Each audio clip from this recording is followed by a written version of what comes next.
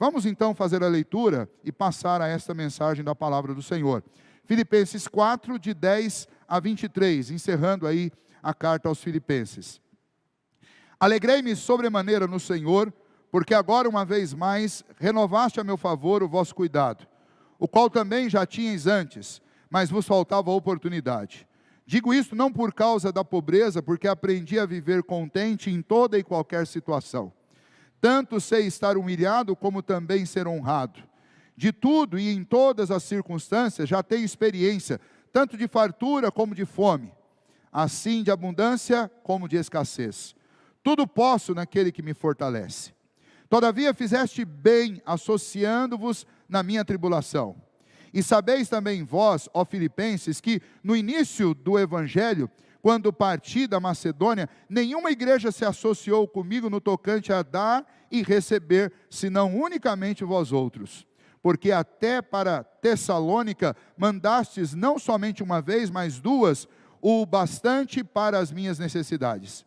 Não que eu procure o donativo, mas o que realmente me interessa é o fruto que aumente o vosso crédito. Recebi tudo e tenho abundância. Estou suprido, desde que Epafrodito me passou às mãos o que me veio da vossa parte, como aroma suave, como sacrifício aceitável e aprazível a Deus. E o meu Deus, segundo a sua riqueza em glória, há de suprir em Cristo Jesus cada uma das vossas necessidades. Ora, a nosso Deus e Pai seja a glória pelos séculos dos séculos. Amém. Saudai a cada um dos santos em Cristo Jesus. Os irmãos que se acham comigo vos saúdam. Todos os santos vos saúdam, especialmente os da casa de César. A graça do Senhor Jesus Cristo seja com o vosso espírito. Vamos orar mais uma vez. Bondoso Deus, obrigado pela tua palavra e obrigado pelo que ela nos inspira e pelo que ela nos ensina. Que o teu espírito nesse momento, ó Deus, unido a esta palavra, nos faça compreender, extrair dela a essência daquilo que o Senhor tem de recomendação para o nosso coração nessa noite festiva.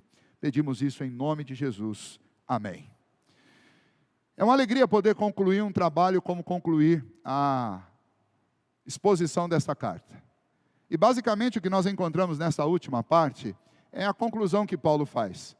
De uma forma muito pessoal, de uma forma que envolve declarações que são de afeto por aquela igreja, que são de gratidão por aquilo que esses irmãos fizeram pela vida dele. Algumas declarações até muito pessoais que ele faz, agradecendo nominalmente, no caso de Epafrodito, que passou lá apuros para levar essas ofertas para Paulo, esses donativos, ficou doente durante o tempo que esteve lá, teve que ser socorrido, mandado de volta, muita coisa aconteceu. E Paulo, como nós fazemos em qualquer correspondência nossa, ele no final, ele conclui as ideias principais que ele apresentou dentro da carta e fala daquilo que para ele é mais importante, porque as últimas recomendações lembradas são aquelas mais importantes. É o que a gente faz com o filho quando vai sair de casa. Você passa o dia inteiro dando lá uma série de instruções, mas na última hora você lembra de 2, 3 informações que são as mais importantes. Todo final de carta ou de livro na Bíblia funciona mais ou menos assim também. As informações seletas, importantíssimas, que não podem ser esquecidas, que precisam ser repetidas, elas aparecem assim. Quando você lê os 5 primeiros livros da Bíblia, você tem o 5º livro, que é chamado de Deuteronômio, que nada mais é do que uma repetição. Essa palavra Deuteronômio significa exatamente isso, uma repetição. Uma repetição daquilo que foi mais importante naquela caminhada de 40 anos no deserto. Assim também eu quero que vocês olhem para estes últimos versículos, porque eles são esta repetição amorosa e insistente de Paulo naquilo que é mais importante. E deixa para nós alguns princípios espirituais para a nossa vida aqui em Filipenses. E encerrando, eu gostaria de compartilhar isso com vocês, especialmente para nós que hoje comemoramos uma data especial para a nossa SAF e nos alegramos com as nossas irmãs e nos alegramos como igreja pelo que o Senhor nos tem feito. Primeira lição importante para nós. Você deve lembrar que Paulo está escrevendo de uma prisão a uma igreja amada, uma igreja querida, que se fez participante das tribulações de Paulo, não apenas se preocupando, orando, mas também arrecadando recursos para mandar para Paulo e para os irmãos que estavam com Paulo, neste lugar aí, que é chamado de Casa de César, que é um dos lugares onde Paulo ficava preso.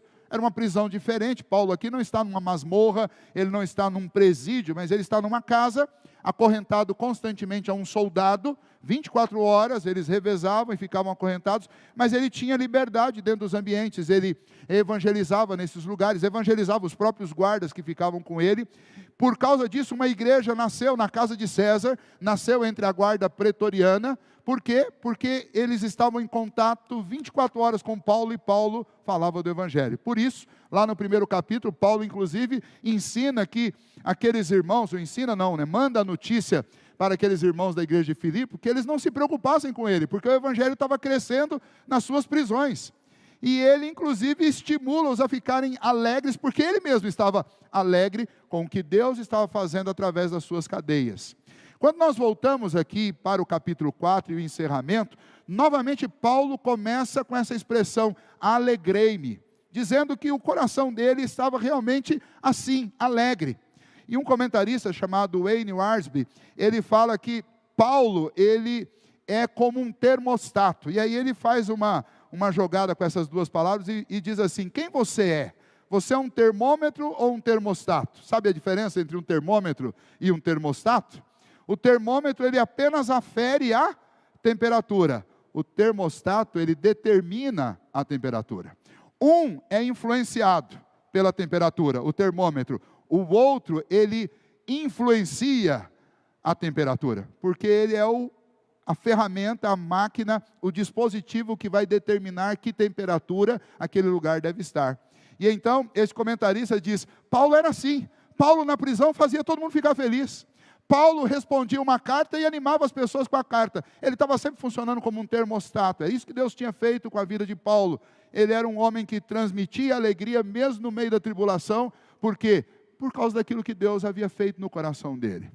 E quando nós olhamos especialmente aqui para o verso 10, 11 e 12, Paulo está agradecendo aquela igreja porque eles renovaram o seu compromisso de serem co-participantes com Paulo, inclusive nas suas tribulações. E muita coisa havia mudado na vida de Paulo, desde quando ele chegou em Filipos com o evangelho, depois que ele plantou a igreja, depois do tempo em que ele viajou para Roma, onde ele foi preso, muitas mudanças aconteceram. E o princípio que nós encontramos aqui nesta fala de Paulo, de uma forma bem condensada, é inevitável enfrentar mudanças na vida. Mas quando elas chegarem, confie na providência divina que te assistirá durante toda a mudança que você tiver que enfrentar. Parece longo, mas é simples. Em duas palavras: mudança e provisão. Você nunca estará fora do alcance de qualquer uma delas. Sempre nós teremos que enfrentar mudança na vida, mas em todas elas você vai sempre poder contar com a provisão de Deus, com a santa e bendita providência de Deus. É assim que Paulo consegue falar em alegria. Paulo encara as mudanças como algo que traz renovo para a vida. Então Paulo não encara mudança como uma coisa ruim, mas ele encara a mudança como uma coisa boa, até porque no meio da mudança ele sempre poderá contar com a providência divina. Deus vai sustentá-lo. E aqui no versículo 10 ele diz isso: alegrei-me sobremaneira, fiquei muito feliz. Por quê? Porque uma vez mais no Senhor vocês renovaram o compromisso de vocês de serem meus companheiros, meus participantes de luta e de aflição. Então Paulo está dizendo, quando essa carta chegou, junto com aquelas ofertas, eu estava aqui passando por um momento difícil, que essa última mudança trouxe para a minha vida, me colocou como um carcereiro, mas no meio das minhas necessidades e dificuldades aqui, o Senhor tem me sustentado, e está usando vocês, e vocês se tornaram parte disso, e eu estou muito feliz com isso. Mudança e providência. Você é um cristão, você conhece um pouco já sobre a caminhada cristã, guarde isso, nós nunca estaremos fora do alcance das mudanças. Às vezes, elas vêm de forma lenta, e você consegue até se planejar para elas. Muitas vezes elas vêm como Pedro, e Pedro diz: não estranhe o fogo que surge repentinamente no meio de você, e que vira a vida da gente de cabeça para baixo. A gente não deve estranhar. Por quê? Hoje pela manhã nós estávamos estudando as Escrituras e buscando entender a importância do estudo do Antigo Testamento. E nós usamos o texto lá de 2 Timóteo capítulo 3, versículos 16 e 17, onde Paulo nos informa que toda a Escritura é inspirada por Deus e útil para o ensino, útil para a correção. E lá no finalzinho Paulo diz que tudo isso funciona para me tornar perfeito e perfeitamente habilitado para toda boa obra. Eu quero que você associe isso com mais um texto. Lá em Tiago, livro de Tiago, epístola de Tiago, capítulo 1, Tiago fala no versículo 2: tende por motivo de toda alegria o passardes por lutas e provações, porque depois de passar por isso, você vai ser testado e vai ser aprovado. Juntando esses três textos para entender a mente de Paulo aqui, o que eles contam para nós? Que mudanças, elas fazem parte de um processo que Deus promove na vida da gente para nos aperfeiçoar, para nos moldar, para nos fazer chegar à estatura de varão perfeito que o Senhor quer que nós cheguemos. Para isso, o Senhor nos assiste com a sua santa providência, nos sustentando, nos auxiliando com conforto, com encorajamento, com exortação, para que a gente chegue nesse momento. Então, a recomendação é: encare as mudanças com alegria, confiado na providência divina que você haverá de desfrutar no meio da mudança, porque Deus que promove a mudança na sua vida, Ele também promove a providência. Essa é a primeira lição para nós. O que eu devo evitar, olhando para este ensino da palavra de Deus? Evite reclamar das mudanças. Não é isso que vai te ajudar a resolver o novo quadro da sua vida. Não reclame, mas no meio da mudança, ore e confie no Senhor. E deseje de todo o coração, que isso seja seu desejo, ser um termostato. Não é a mudança que vai determinar a minha temperatura emocional, mas é a minha confiança na soberania de Deus que vai funcionar como um termostato no meio da mudança. Eu não vou deixar que a tristeza contamine as pessoas ao meu redor, porque eu estou mudando de uma situação de repente confortável para desconfortável. Muito pelo contrário. Eu vou, no poder de Deus, eu vou influenciar o meio onde eu estou, com a alegria que procede de Deus, o Deus que me sustenta e que provê para mim todas as coisas. Olha, observe aí que eu já introduzi então o versículo 13, que tem um segundo princípio para nós aqui. Segundo princípio é muito simples e muito elementar. Nenhum de nós é suficientemente forte para enfrentar essas mudanças. E, portanto, eu preciso da providência de Deus, mas eu preciso também do poder de Deus para resistir ao impacto que elas produzem na nossa vida. Porque quando a gente lê que Paulo estava preso, e Paulo estava passando dificuldade, estava no meio de tribulações, e ele começa a falar de alegria, como ele fala no capítulo 1, como ele fala no capítulo 2, como ele fala no capítulo 3, como ele fala no capítulo 4, ao ponto de ele chegar e dizer: alegrai-vos sempre no Senhor. Outra vez digo, alegrai-vos. A gente pergunta assim: o que está movendo esse homem? Que enfrenta mudanças, é socorrido pelo Senhor através da igreja de Filipe, mas existe algo mais nele. Ele não perde a alegria, ele trabalha no meio do tumulto, no meio da tribulação, ele é otimista quando está tudo virando do avesso ao redor. O que move a vida dele? E ele mesmo dá a resposta. É como se Paulo dissesse assim: o que vocês estão vendo e percebendo em mim não é de mim mesmo, mas ele diz: tudo posso naquele que me fortalece. Gente, vocês não vão encontrar um ser humano nessa terra que não tenha problema. E se uma pessoa disser que não tem problema, está mentindo descaradamente. Todo mundo tem problema. E os crentes? Tem também. Se você achar por aí igreja ou crente dizendo: olha, se você seguir pelo caminho que eu sigo, você não vai ter problema. Mentira. Não é verdade. Aliás, deixa eu adiantar uma coisa para você. Normalmente a caminhada cristã nos dá uma quantidade de problemas a mais. Então, se todo mundo tem problema na vida, o crente tem problema plus. Nos dois sentidos, né? De ter muitos e de ser plus size, é maior. É mais pesado. Por quê? Porque a fé cristã me chama a viver na contramão da cultura do meu tempo. Aí, se eu já tinha os problemas normais da vida, agora eu tenho outros, porque agora eu tenho aqueles que são causados pelo impacto da doutrina que eu sigo e a cultura que o mundo segue, que conflitam, que batem de frente. E como é que a gente resiste a isso? Como é que Paulo estava resistindo a tudo que estava acontecendo com ele em Roma? Ele diz, tudo posso naquele que me fortalece. Então o princípio é, eu preciso buscar em Deus, do seu poder, para resistir.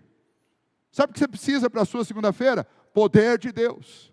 Poder de Deus.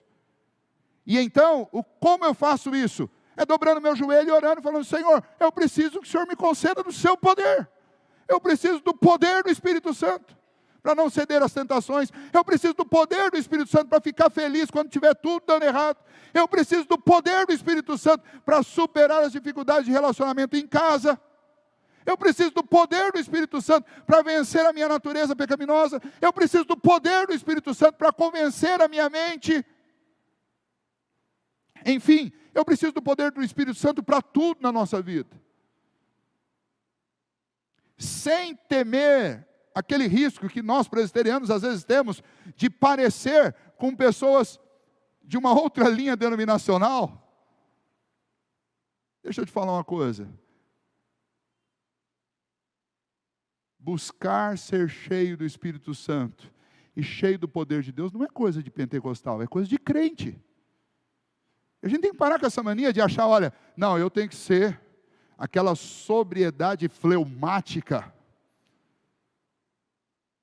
pálida, sem emoção, sem sabor, um negócio sem graça. Maquiagem de apresentadora de jornal, já viram? Maquiagem de apresentadora de jornal televisivo? Sem graça, não tem cor, batom sem cor. Às vezes a gente tem uma fé assim, que não tem cor, não tem brilho, não tem entusiasmo. Falta do poder de Deus. Paulo está dizendo aqui, tudo posso naquele que me fortalece. Eu estou preso, mas não estou triste. Eu choro, mas não é tristeza. Eu choro clamando, pedindo ao Senhor pelas igrejas que estão vivendo uma situação pior do que eu. Mas eu não choro pela minha condição eu me alegro, porque o Evangelho tem crescido nas minhas cadeias. Em relação a vocês, meu conselho para vocês, alegrem-se também. O Senhor está conosco, Ele nos sustenta.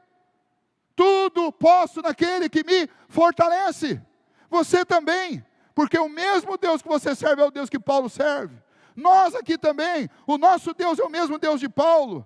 Ah, pastor, nós estamos vivendo numa era agora que é a lógica, é a razão, é a ciência, é a informação. Meu amigo, me desculpe, eu gosto de todas essas coisas.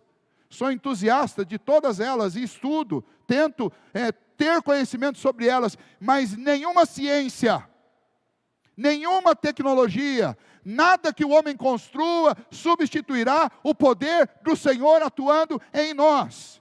E se você deixou de crer nisso, você tem um problema grave de fé, chamado incredulidade. Não dá para ser crente incrédulo.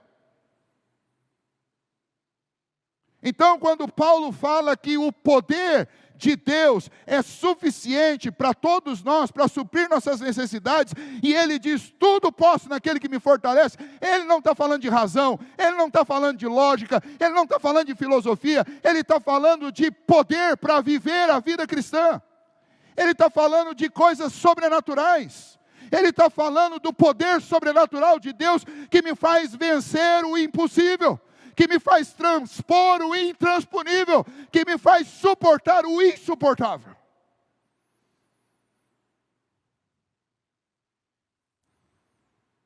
Então essa coisa de crente pós-moderno, né?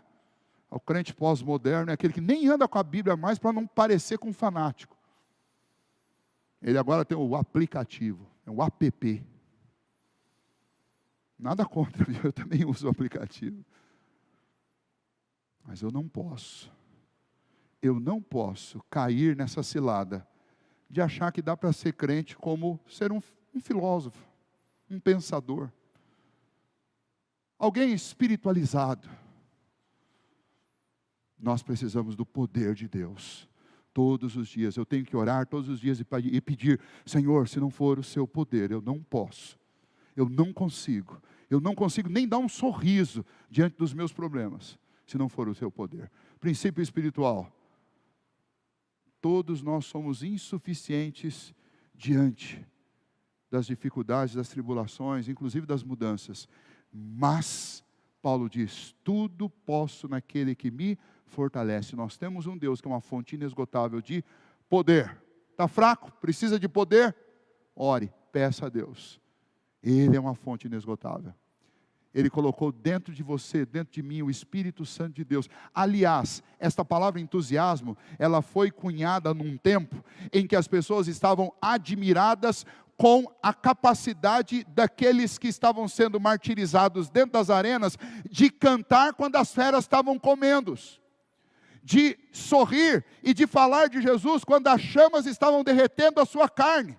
E aí eles começaram a dizer que aquelas pessoas crentes, elas tinham um Deus dentro delas. Enteos, que é o que significa essa palavra entusiasmo.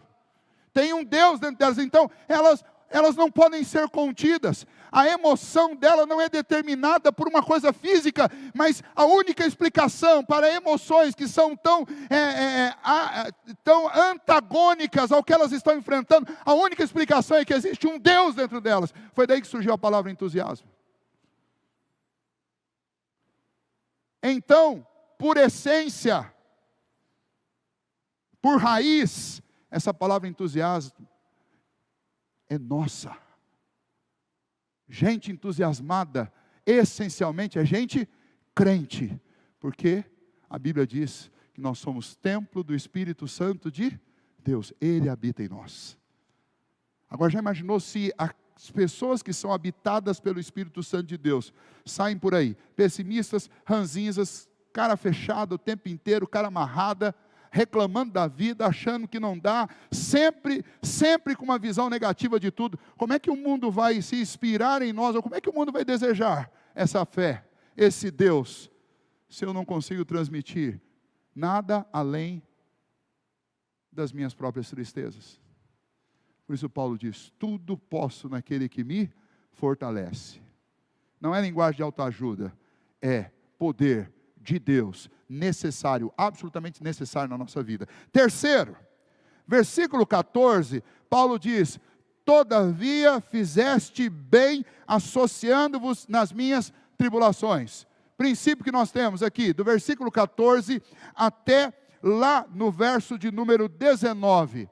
O que Paulo está mostrando aqui para nós é a cooperação da igreja de Filipe, e basicamente é um princípio, muito simples. Ele está dizendo, ninguém faz nada sozinho. É o que eu disse para as crianças. Uma igreja estava nascendo entre a guarda pretoriana? Estava. A igreja de Roma estava sendo fortalecida? Estava. Só pelo trabalho de Paulo? Não, porque para começo de conversa, para Paulo se sustentar, e aqui a gente fala de tudo, todas as necessidades elementares, básicas, Paulo não tinha como trabalhar. E não pense que as prisões de Roma eram como as prisões de hoje, que fornece até um salário para quem está preso. A igreja de Filipos se associou com Paulo e se tornaram cooperadores de Paulo. Mas não só de Paulo. Lá no início, no capítulo 1, nós aprendemos que as ofertas que eles mandavam, dava para sustentar a vida de Paulo e daqueles que iam sendo convertidos, e muitos deles eram presos, juntamente com Paulo. De outros auxiliadores de Paulo, que também pregavam e estavam ali momentaneamente não presos, mas estavam ali para ouvir o que Paulo tinha a dizer e levar para a igreja. Todas essas pessoas estavam de alguma maneira cooperando no reino de Deus, mas ninguém faz nada no reino de Deus sozinho. Então tinha gente lá de Filipos que não podia ir até Roma, mas podia abençoar aqueles que estavam em Roma com algum recurso. Tinham aqueles que estavam lá em Filipos que não tinham recurso, mas podiam orar, podiam interceder. Tinha Epafrodito, que talvez não tinha recurso, mas disse, eu posso ir. E foi, inclusive ficou doente com isso. No reino de Deus, ninguém faz nada sozinho, como em qualquer outro lugar na sociedade humana. Nós não fazemos nada sozinhos. Aliás, a gente pode até construir alguma coisa sozinho, mas nós vamos levar tanto tempo para fazer isso, que quando a gente terminar já não faz mais sentido, já perdeu a utilidade. Então a igreja é um lugar de aprender a cooperação. O reino de Deus é um lugar de aprender a cooperação. E aí, nós estamos estudando na carta aos Romanos de quinta-feira, eu faço um convite para você vir, especialmente o capítulo 12 fala sobre isso, que no corpo de Cristo nós somos um só corpo, né, que é o corpo de Cristo, a igreja, mas somos muitos membros e Deus distribuiu dons para equipar a igreja, e cada um recebeu um dom diferente. De tal maneira que todos nós temos uma importância singular e insubstituível no reino de Deus. E a gente não pode abrir mão do trabalho de ninguém. Então, uma pergunta importante. Você tem cooperado em qual parte do reino de Deus aqui, nesta igreja, ou na igreja que você frequenta? Qual é a sua missão? Qual é a sua responsabilidade? Qual é a parte que te cabe? Porque todos nós temos que ser cooperadores. É princípio espiritual para a nossa vida. É princípio de Deus para a nossa vida. E Paulo diz, vocês fizeram muito bem em se tornarem cooperadores nesta obra, nas minhas tribulações e na evangelização, porque cada membro daquela igreja de Filipos podia dizer assim, eu ajudei a plantar uma igreja entre os guardas pretorianos. Eles participaram disso. Que a gente tenha esse privilégio também, investindo na obra missionária, investindo na obra missionária local e na obra missionária que acontece além das nossas fronteiras. Por último, Paulo, ele intercede por aquela igreja e faz um agradecimento muito, muito especial. Quando ele vai falar sobre aquilo que ele recebeu daquela igreja e fazer o agradecimento, ele diz, o que vocês fizeram por mim, o que vocês fizeram, eu intercedo a Deus que com a glória dele, com a riqueza da sua glória, ele recompense vocês. E aí Paulo identifica a cooperação daqueles irmãos para com ele como um sacrifício vivo, santo e agradável. E aí a gente lembra de um outro texto, um texto de Hebreus que diz que o nosso culto, o verdadeiro culto, o culto racional, deve ser um culto que nós oferecemos a Deus como um sacrifício vivo das nossas vidas. Paulo fala sobre isso também lá em Romanos, no capítulo 12. E a ideia é que, como é que eu ofereço uma oferta de amor a Deus? Eu ofereço com a minha vida, eu não preciso mais fazer sacrifício de animais, eu não preciso fazer um sacrifício, uma penitência da minha vida, eu não preciso de nada disso, mas uma vez que eu sei do que Deus me deu, eu devo oferecer o que eu sou e o que eu tenho ao Senhor, em adoração e em serviço. E como é que a gente faz isso? A parte da adoração é fácil, a gente sabe como adorar a Deus, mas e a parte do serviço? Como é que eu sirvo a um Deus invisível, onipresente, onisciente, onipotente? Paulo está me mostrando aqui como é que eu faço isso. Servindo uns aos outros. Servindo uns aos outros. Então, quando Paulo diz, e eu quero que você olhe aí comigo, acompanhe aí o versículo 19, ele diz, e o meu Deus, segundo a riqueza da sua glória, há de suprir em Cristo Jesus cada uma das vossas necessidades. Verso 18. Recebi tudo e tenho abundância, estou suprido desde que Epafrodito me passou as mãos, o que me veio da vossa parte como aroma suave. Veja, olha como ele está falando, ele recebeu ofertas, e agora ele está descrevendo que essas ofertas chegaram para ele como aroma suave, como sacrifício aceitável e aprazível a Deus. Quem recebeu foi Paulo, mas Paulo está dizendo, o que vocês fizeram não foi para mim, foi para Deus. Então, o que Paulo está me ensinando aqui, o último princípio espiritual, é que servir a Deus é servir ao próximo. Servir a Deus é servir aqueles que eu enxergo.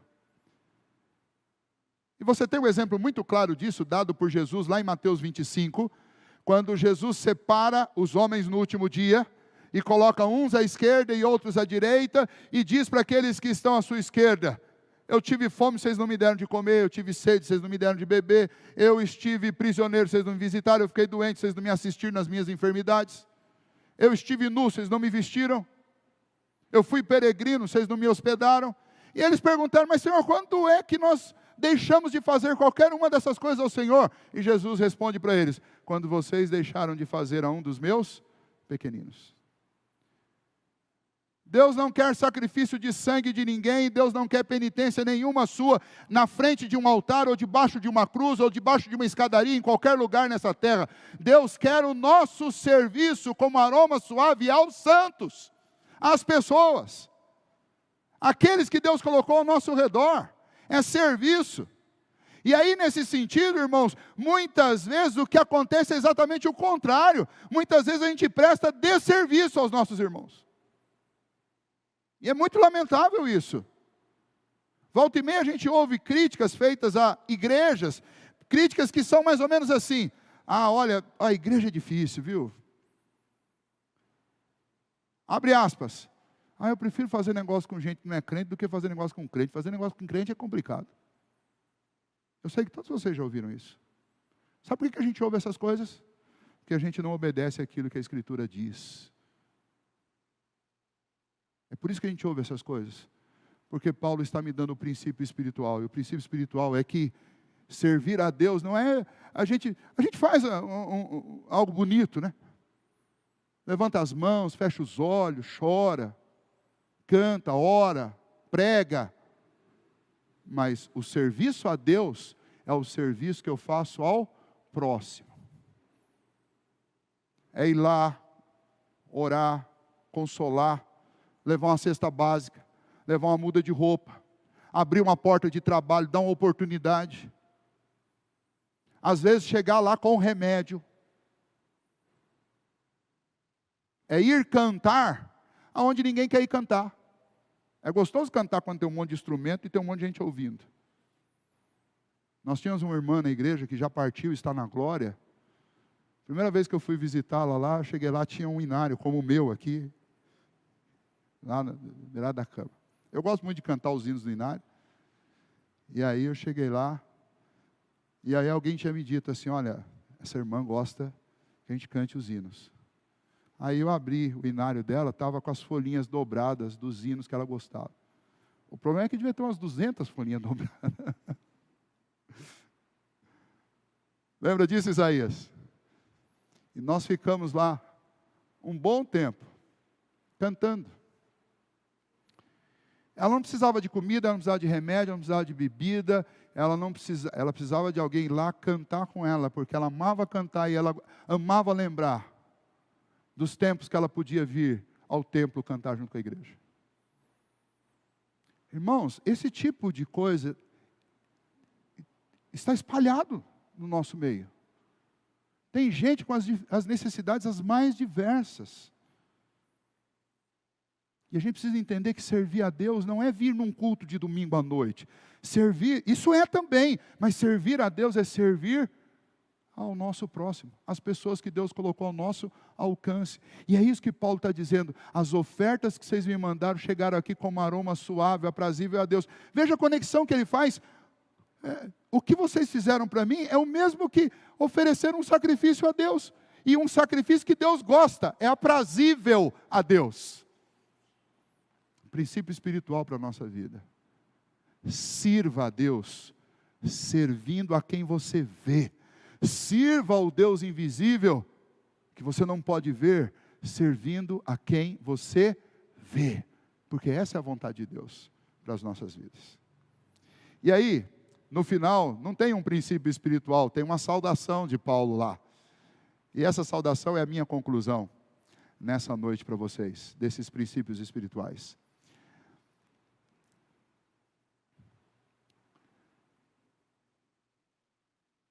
Viva com os santos. Não estou falando para viver com os santistas. Se é que existe algum por aí. Brincadeira, brincadeira. Viva com os santos. O que é isso? Paulo, ele, não apenas nessa carta, mas em todas as cartas dele, ele chama os crentes de santos. A gente tem duas maneiras de conviver com as pessoas. Uma delas é a gente encarar o que as pessoas são hoje. Consequência do pecado, consequência da história, consequência de tudo que ficou para o passado. E a outra maneira é encarar as pessoas por aquilo que elas haverão de ser, pela eternidade, o que é incomparavelmente maior do que 20, 30, 40, 50, 70. Às vezes a gente fala assim, não, fulano é 70 anos que eu conheço, 70 anos do mesmo jeito, fazendo as mesmas bobagens. Bom, você tem duas opções de conviver com essa pessoa. Ou você pode conviver com o pecador, ou você pode conviver com o santo. Você que decide. Conviver com o pecador é avaliar todo mundo pelo que é agora e pelo que foi no passado. Conviver com o santo é olhar para todo mundo na belíssima expectativa e confiança de fé, de que essa pessoa vai ser absolutamente santa, porque Cristo pagou o preço da santificação dela.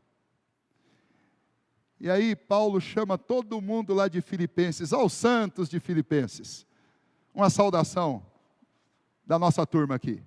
E quem está saudando vocês de uma forma especial são os santos de Cesaré. Será que só tinha santo lá onde Paulo estava hospedado? Aos santos de Cesaré. Por que Paulo está falando isso?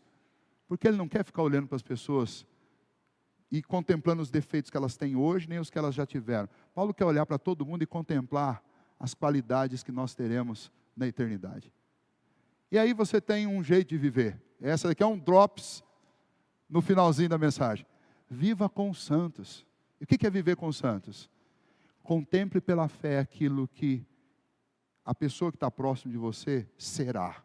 E conviva com ela assim. Por essa análise, a nossa vida fica mais fácil. E a gente consegue se conectar melhor. Porque o que nos define não é o que nós fomos. O que define é o que nós seremos pela misericórdia, pela graça e pelo poder de Deus. Eu quero poder ser definido assim sempre.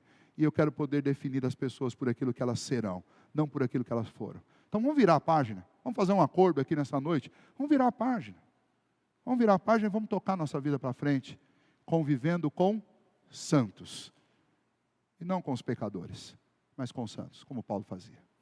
Minhas queridas irmãs da SAF, eu quero que vocês venham aqui à frente. Minhas santas irmãs da SAF. Venham aqui à frente, todas que já compuseram, que compõem. Venham aqui à frente, eu quero encerrar esse culto hoje orando com vocês. E depois nós vamos ter uma comemoração. Vocês sentiram o cheiro do café? Eu quase me perdi entre o terceiro e o quarto ponto, por causa do cheiro do cafezinho que chegou aqui, bênção de Deus. Nós vamos sair daqui, vamos lá tomar o café e vamos comer o bolo da SAF, né? Mas antes disso, eu quero que a SAF venha aqui na frente rapidinho, para a gente poder orar e agradecer a Deus pelo trabalho de vocês, e que a gente consiga, né, continuar esse trabalho de mútua cooperação, e aumentar isso, para a honra e glória do nome do nosso Senhor Jesus.